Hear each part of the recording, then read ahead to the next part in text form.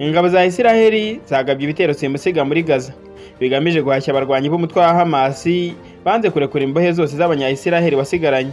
Ibi bitero byahitanye abarenga 330 barimo n'abayobozi b'umutwe wa Hamas.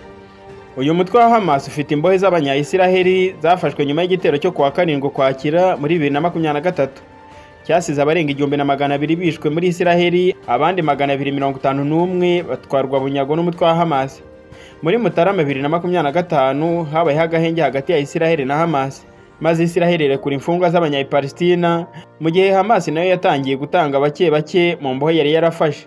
Nyamara Isiraheli yakunze kuburira uyu mutwe ko nuterekura imbohe zose z'abanya-Isiraheli ufite bazongera kubura imirwano maze Gaza ikaba nk'ikuzimu.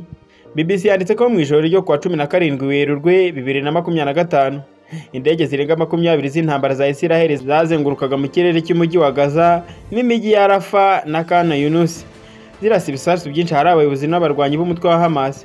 Itangazo ryasohowe n'ibiro bya Minisitiri w'Intebe Benjamin Netanyahu rigaragaza ko ibitero byagabwe kubera umutwe wa Hamas wanze kurekura imbohe zose wari warafashe.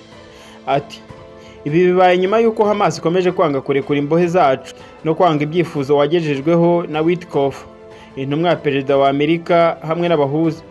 Kuva Isiraheli igiye kongera ingufu za gisirikare ikoresha mu kurwana n'umutwe wa Hamas, umugambi wo kugaba ibitero wateguwe n'ingabo za Isiraheli ugezwe ku banyepolitiki, maze bemeza ko mu mpera z'iki cyumweru bigomba gutangira.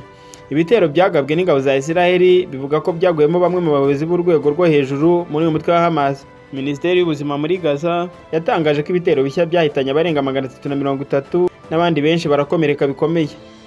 Ambasaderi wa Isiraheli muri Loni Dani Danon yari yaburiye Hamas yibwira ko nitarekura imbohe zose bafashe nta mpuhwe bazayigirira.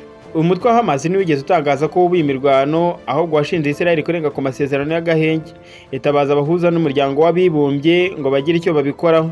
Imibare igaragaza ko imbohe zimaze koherezwa muri Isiraheli ari zirenga 147, harimo 8 bari imirambo 41 yabohojwe n'ingabo za Isiraheli naho 8 batabawe ari bazima. Abagifitwe na Hamas ni 59, Isiraheli ikavuga ko 35 bashobora kuba baranapfuye. Uko niko Isiraheli yongeye kubura ibitero kuri umutwe wa Hamas. Bivugwa ko uyu mutwe wanze kurekura imbohe zose za Isiraheli, ariyo mpamvu Isiraheli yongeye kubura ibitero bikaze. Niba ari bwo bwa mbere ugeze kuri iyi channel, reba munsi y'video maze reba hano handitse subscribe, ukande tujye tubana umunsi ku munsi makuru n'ibyegeranyo bicukumbuye. Iyi ni Ibyegeranyo TV Rwanda.